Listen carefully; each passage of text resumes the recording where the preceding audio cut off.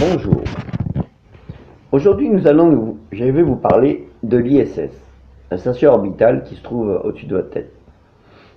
Regardez bien autour de vous, regardez bien dans les étoiles et vous allez voir clignoter l'ISS. L'ISS, c'est la station orbitale qui se trouve au-dessus de vous. Donc, je voulais vous en parler parce qu'en fait, il y a quelque chose qui me trottait dans la tête. Je pensais que la station orbitale, elle aurait pu servir pour aller vers Mars. En fait, c'est vrai que la station orbitale, c'est notre vaisseau spatial. Donc, pourquoi on la déplacerait pas avec des réacteurs pour l'emmener vers Mars? Et elle pourrait tourner autour de Mars et permettrait aux cosmonautes d'aller sur Mars. Plus facilement, en fait. Parce que c'est vrai qu'il faut 6 mois pour aller sur Mars. Mais avec la station orbitale, il n'y aurait pas trop de problème, quoi. Donc, s'il n'y a pas la possibilité d'envoyer la station orbitale, donc rien ne nous empêche d'en construire une sur Terre, ou alors d'en reconstruire une autre autour de la Terre, pour qu'on puisse en envoyer une là-bas.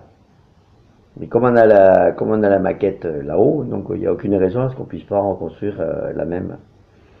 Donc c'est vrai que ça coûte des milliards d'euros à chaque lancement.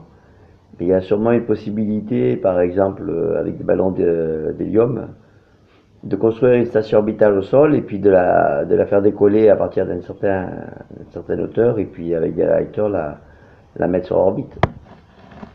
Mais sinon, pourquoi ne pas utiliser la matière première que l'univers nous envoie par des météores en récupérant les échantillons météoriques qui viendraient percuter une sorte de, je sais pas moi, une sorte de coussin ou un réceptacle pour recevoir les particules météoritiques ou météoriques. Si vous prenez des météores, vous les accumulez, au bout d'un moment, vous allez avoir de la matière. Et après, avec des imprimantes 3D, peut-être arriver à fabriquer des modules, les modules de l'ISS. Moi, je pense qu'il y a une chose qui devrait être pensée, et je pense qu'ils ont dû y penser, c'est de s'étaler dans l'univers avec la matière qu'on reçoit de l'univers. Ça veut dire tout ce qui est météorites et machin, on les récupère, on les transforme en modules, et petit à petit on avance dans l'univers jusqu'aux planètes qui nous attendent. Tu vois. Quand on sait que Alpha du Centaure, c'est une planète comme la nôtre, où il y aurait des continents avec de l'eau, ils disent qu'il y a même 200 km de profondeur d'océan. Donc il n'y a aucune raison qu'on ne s'étale pas petit à petit jusqu'à là-bas, puisqu'on n'est pas capable d'envoyer des fusées là-bas. Donc comme on est incapable d'envoyer des fusées là-bas, et comme on est incapable d'aller là-bas, ben voilà.